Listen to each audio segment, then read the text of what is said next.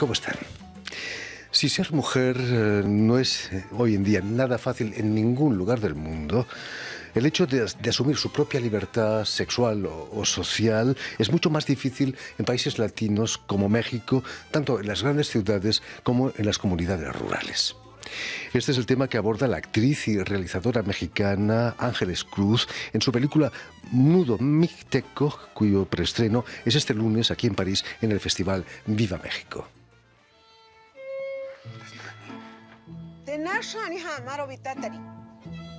Qué gusto de verte. Yo pensé que te habías olvidado de nosotros. No, está cabrón para olvidarte. Por su pendeja de matarse a tu madre, fuera de aquí. Perdóneme, pero ya está usted vieja para hacerse pendeja. Tú nomás tres problemas. Tena Sandoyo Timutata, Esteban Juárez, Iñasi de Anani Chabela García. Te voy a llevar conmigo. Usted nada más se hace tonta. Me voy mañana.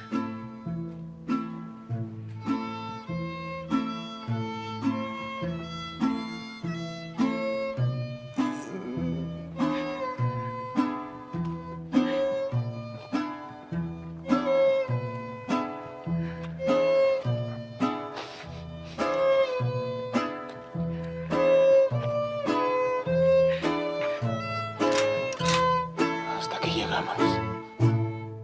Pues para hablarnos de esta película y de su brillante trayectoria como actriz y ahora como realizadora, Ángeles Cruz ha sido tan amable de venir hasta nuestros estudios. Muy buenas tardes, Ángeles. Muy buenas tardes, muchísimas gracias por la invitación. No, estamos felices de que hayas venido al programa. Hacía falta que vinieses. Déjame que explique antes que nada que has nacido en la heroica ciudad de Tlaxiaco, del estado de Oaxaca y en México, y que más tarde vas a estudiar actuación en el Centro de Educación en la Ciudad de México, ¿no? En la Escuela de Arte del Instituto Nacional de Bellas Artes. Pero cuéntanos, ¿cómo nacen en ti esas ganas de subir a un escenario o de ponerte delante de una cámara? Bueno, creo que empiezo porque era muy tímida y no quería hablar. Tuve la fortuna de llegar a la preparatoria en México, primero a la ciudad de Oaxaca, y ahí hubo un maestro que determinó, digamos, que yo esté aquí, ¿no? Que es el maestro Sergio Santamaría, y que decidió que tenía algo que hacer en el teatro. Y gracias a eso pude articular la palabra y ahora me encuentro pues muy satisfecha haciendo lo que más me gusta, ¿no? Que es actuar y escribir y dirigir en este momento. Es curioso porque muchos de los grandes actores, estoy pensando en Gerard Depardieu, en tantos otros, confiesan ser muy tímidos. ¿Hay que ser tímido para ser un gran actor? No lo sé, o sea, para mí era un gran reto pararme ante la gente, hacer algo. Me llevaba a la parálisis casi, ¿no? Entonces creo que porque también hay algo ahí que contar, ¿no? Y hay que aprender a jugar también, ¿no? A jugar, a estar en otros zapatos, en otras vividuras, digamos, ¿no? Y a narrar también. Entonces creo que es un buen comienzo, esa timidez. ¿Recuerdas, Ángeles, la primera vez que te subes al escenario y actúas? Híjole, fue en la prepa, yo tenía 15 años y estaba muy nerviosa, no me salía la voz, ¿no? O sea, justo antes, pánico antes de la tercera llamada, pues es indescriptible si no lo has pasado, ¿no?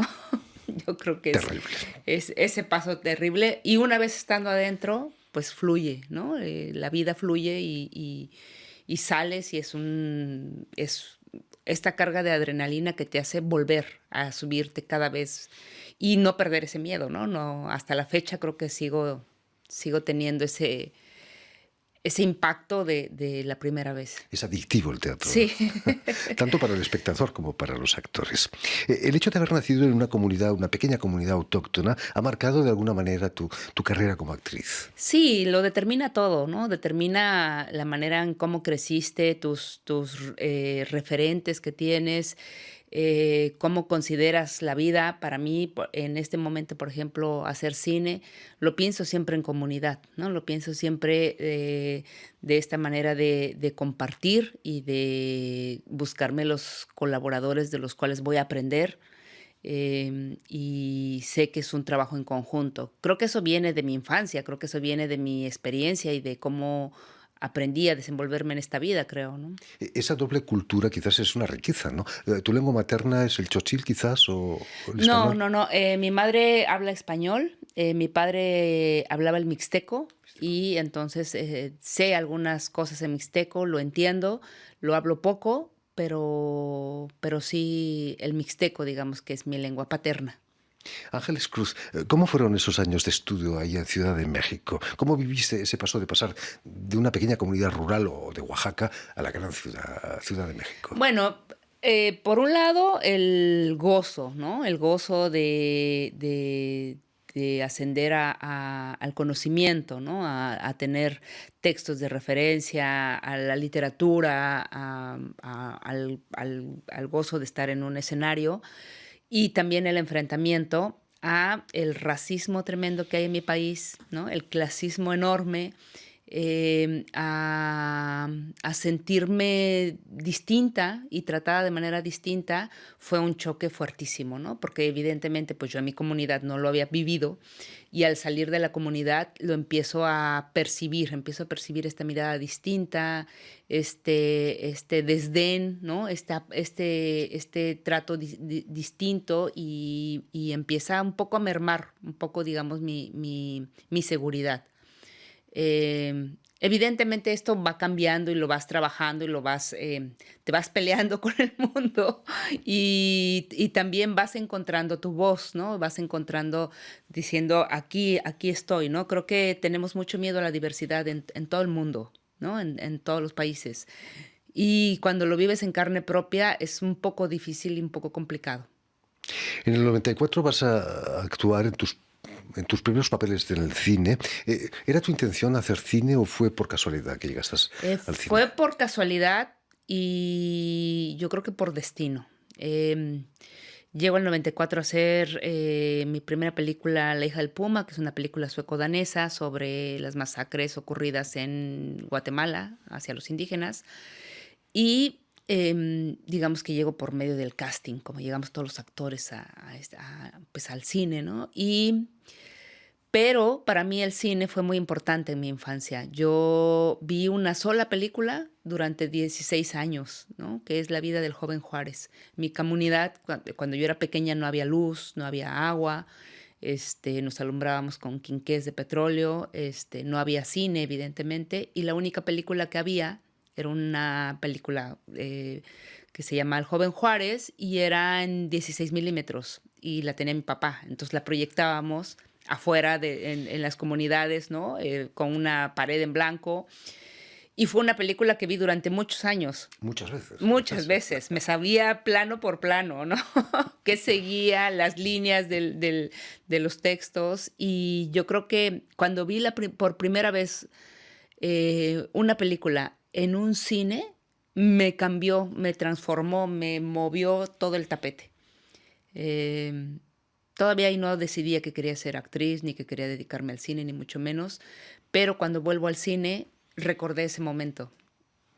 Precisamente con La hija del Puma casi te dan el premio Nobel, ¿no? La Academia Sueca del Cine. Bueno, sí, estuve nominada como mejor actriz por esa... No por el esa... Nobel, sino Sí. los premios cinematográficos suecos, ¿no? Sí, sí, ¿No, sí. no ¿Fue tu primer premio importante? Pues fue mi primer película. Fíjate. La primera película y creo que fue un personaje muy importante en mi vida, muy determinante.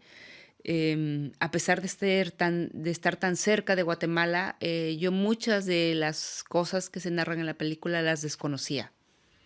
No estaba lo suficientemente informada. Digamos que al abordar el personaje es cuando empiezo la investigación y empiezo a empaparme de esto y empiezo a no creer lo que se narra en la película y digamos que por provenir de mi comunidad tenía cosas muy cercanas al personaje y eso también me cambió, digamos, ¿no? Hay personajes que te cambian la vida, que te ubican, ¿no? Y que te enseñan quién eres, ¿no? Parte de lo que eres. Gracias a ese personaje creo que aprendí muchísimo. Hay situaciones que son difíciles de creer, desgraciadamente. Hace pocos años tuvimos con nosotros a Lucía Carrera, realizadora de la película Tamara y la Catrina, de la que eres protagonista. Fue difícil ponerse en la piel de esa persona, de esa chica con una fuerte discapacidad intelectual. Pues fue, como tú bien sabes, ser actriz y te llegan estos personajes son una joya, ¿no? Son una joya porque aunque es muy riesgoso el personaje, aunque estás en el límite de poderte pasar y no sustentarlo, esos riesgos son los que queremos correr como actrices o como actores, ¿no? Entonces Tamara para mí fue esa oportunidad de aprender cosas que yo misma desconocía de mí, ¿no? Esta ternura, descubrir el mundo nuevamente desde otros lados, desde otros zapatos, a mí me permitió crecer como actriz y trabajar muy de cerca con Lucía en la construcción del personaje, trabajar médicamente todas las características y apoyarme. Tengo una prima que tiene la misma discapacidad de Tamara y apoyarme mucho, digamos, en su guía, ¿no? En cómo ves el mundo, cómo lo percibes, ¿no? Cómo sientes, qué pasa contigo. Y eso te pone en otro lugar, ¿no? Te pone en un descubrimiento. Muchas veces lo olvidamos, ¿no? Muchas veces en esta carrera piensas que los personajes van a ser muy parecidos, que los vas a construir desde el mismo lado, y creo que Tamara me dio la oportunidad de renovarme. Quizás fue el trabajo con Lucía Carrera, que te empujó más tarde a querer ponerte detrás de la cámara y ser directora, como han hecho otras grandes actrices, como estábamos hablando de María de Medeiros, que ha realizado películas con un presupuesto muy importante. Yo, perdón, antes de ello ya dirigía. O sea, antes de hacer Tamara ya había hecho 2 cortometrajes, La Tiricia, Cómo curar la tristeza, y La Carta. Digamos que ese gusanito ya estaba dentro de mí cuando tuve algo que contar. Me quedó muy claro porque tenía una historia que quería contar. Nunca había escrito algo y llamé a María René Prudencio, una amiga guionista, para ayudarme en el guión. Y fue, digamos, mi incursión al guión y a la dirección. Cuando conocí a Lucía, ya estaba yo encarrerada en ello, digamos. Precisamente en esos cortometrajes abordas la cuestión de la sexualidad femenina, de la violencia de género. ¿Es cierto que un 80% de las mujeres mexicanas han sufrido abusos sexuales por miembros de su propia familia? No sabría decirte en porcentaje, pero creo que sí, muchísimas mujeres han pasado esa situación. Desafortunadamente no es solo en México, ¿no? Creo que en muchos otros países, pero por lo menos en el círculo que a mí me corresponde, encontré muchos casos muy cercanos y me pasó algo que no pude dormir tranquila después de eso, ¿no? Una persona muy cercana a mi familia me compartió este hecho y yo dejé de dormir tranquila. Entonces decimos, pues me aventó su tiricia, ¿no? La tiricia es esta enfermedad del alma que te da por algo muy fuerte. Y yo creo que al saber un caso cercano a mí, me enfermé de ello, ¿no? Me enfermé de eso y tuve que escribirlo y tuve que sacarlo y tuve que empezar a dirigir, ¿no? Entonces, para mí es eso el cine, ¿no? Se ha convertido en un lenguaje que me lleva a exponer pues lo que me pregunto, lo que me incomoda, lo que no puedo responder y comparto para responder con el público también, para encontrar una posible respuesta, digamos. Es una manera de romper la ley del silencio que impera en muchas familias, ¿no? Sí, es una manera de curarte el alma de alguna u otra forma, ¿no? Entonces, pienso que el cine para mí ha sido eso. No es una terapia para nada, ¿no? Sino un lugar donde puedo preguntarme honestamente y compartir esas preguntas con el público. Volviendo a tu primer largometraje, Nudo Mixteco y no Mixteco, como decía antes, que va a estrenarse aquí en Francia, es cierto que un taller de escritura con Laura Santullo creó el germen del guión. Sí, yo empecé a escribir 3 monólogos de las historias de las mujeres que están en la película. Los has interpretado en el teatro, creo, ¿no? No, no, No, no. todavía no. Eso solo como monólogo, solo como un ejercicio de nada, ¿no? De escribir.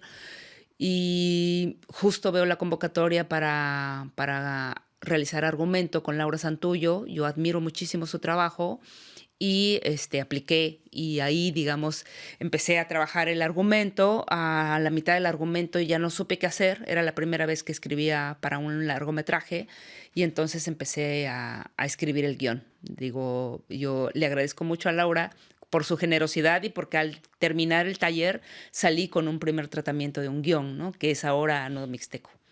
Se trata de 3 historias, de 3 mujeres que son víctimas de un sistema social que viene de muy lejos, ¿no? Es una tradición de siglos. Es efectivamente el nulo espacio que existe para poder decidir sobre tu vida. Es tremendo lo que pasa, ¿no? No solo en mi comunidad, sino en todo México. Lo que comentabas al principio, ser mujer, pues es algo que te cuesta, ¿no? Que te pesa. Por todo estas circunstancias que nos rodean, ¿no? La diferenciación que hacen entre hombre y mujer desde la casa hasta las medidas gubernamentales, hasta los sueldos diferentes, al trato distinto, al acoso, a la violencia feminicida que existe en mi país. Entonces, creo que ser mujer en México es difícil. Ser mujer en las comunidades es más complicado entonces lo que yo narro, digamos, pues es encontrar este pequeño espacio para estas mujeres que puedan decidir su propio destino. Nudo Mixteco se le llama también geográficamente a un conjunto de montañas que se están entrelazando.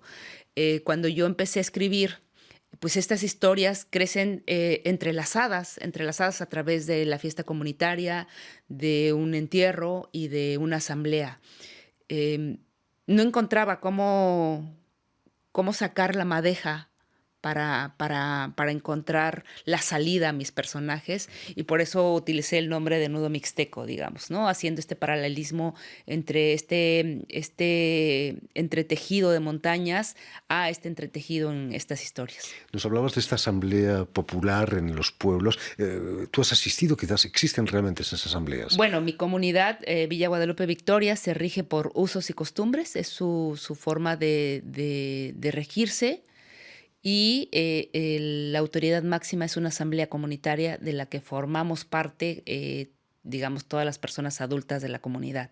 Ahí se eligen nuestras autoridades, ahí se definen los problemas más serios de la comunidad y si tú tienes alguna inquietud puedes solicitar la asamblea. Digamos que yo para poder filmar en mi comunidad he tenido que pasar por ese proceso de pedir permiso a mi pueblo, hacer mi primera exposición, mi primer pitching, como llaman en el cine, ante la asamblea y que ahí se elija a mano alzada si se aprueba o no la realización de mis películas. Es un ejemplo de democracia increíble. Viene de muy lejos eso también, ¿no? Sí, viene de nuestros ancestros, digamos.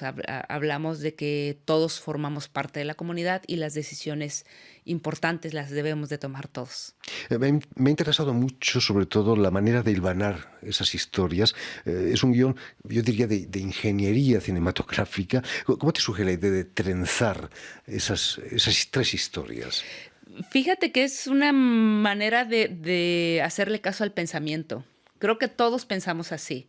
Creo que estás elaborando una idea aquí y entra otra y tú la desechas, le haces a un lado, le das el espacio a una, pero en realidad creo que todas las personas, todos los seres humanos pensamos de esa manera, ¿no? Donde se va entrecruzando una idea sobre la otra y vas jalando una, pero haces el comentario de la otra y eso. Entonces creo que el guión surgió así, surgió de esa manera. No fue racional, digamos, este este hilvanar y este ir trenzando las historias, simplemente al final del guión fue como, ok, vamos a poner en claro esto para que se pueda entender, porque la manera en que surgió estaba un poco enredada, digamos, ¿no? Cuéntanos cómo fue el trabajo con esas tres grandes actrices que protagonizan la película. Tú que has estado delante de la cámara como actriz, ¿fue más fácil el hecho de tener la experiencia como actriz para ti? Sí, definitivamente. Creo que entiendes desde dónde está trabajando tu compañera, ¿no? En el caso de Sonia Kouo, Aida López, Miriam Bravo, hacen un trabajo extraordinario en la película y se trabajó de manera distinta con cada una, igual con todo el elenco de la película. Esto porque somos únicos, ¿no? Cómo abordamos el personaje, aunque Sonia Kouo, Eileen Yáñez, Aida López y Miriam Bravo vienen de una escuela de actuación, digamos, los personajes se abordan de manera distinta. Entonces hablamos de un trabajo de mesa bastante arduo y hablamos también de sensibilidad y del carácter de las personas, y también la importancia que era para mí desde cómo caminar, desde cómo yo siento que a nosotros en la Mixteca, por el frío, por el lodo, por las condiciones físicas, nos da una cierta manera también de habitar este espacio. Entonces, para mí era muy importante sentirlas, vibrarlas, emocionarlas desde ahí y llevarlas a la comunidad y que se asentaran en la comunidad. Entonces fue un trabajo largo. Con Miriam y con Sonia he trabajado en mis antiguos proyectos de cortometraje, por tanto conocen el método, se entregan, y tú sabes perfectamente que esto no es posible sin la generosidad, ¿no? La generosidad es importante porque esa no la pagas con nada, ¿no? Con el tiempo que ellos disponen para ir a tu comunidad, para trabajar con los otros personajes. Esa generosidad partió también de ensayar, por ejemplo, con todas las personas que no son actores, ¿no? Entonces tuvieron que viajar varias veces a la comunidad, tuvieron que estar bastante tiempo en la comunidad para poder ir trabajando su rol pegado a la tierra, pegado a la gente con la que comparten, y tallerear muchísimo también el lenguaje, ¿no? El lenguaje en todos los sentidos. Eso se nota en la película. Una de las historias es una historia de amor entre dos chicas que se reencuentran después de años. Hay una escena de amor muy explícita, por cierto. ¿No habéis tenido miedo de levantar ampollas, quizás en ciertos ambientes no demasiado abiertos a ese tipo de escenas? Creo que es necesario nombrar las cosas y decirlas. Ya se ha ocultado demasiado, ¿no? En este mundo, ¿no? Vamos a ocultar los horrores, vamos a ocultar lo que no entendemos, vamos a ocultar lo que no queremos nombrar o lo que no aceptamos o rechazamos. En mi comunidad parece que siempre se trabaja en susurros, ¿no? Y yo veo un paralelismo con el mundo también. Hay cosas de las que no queremos hablar.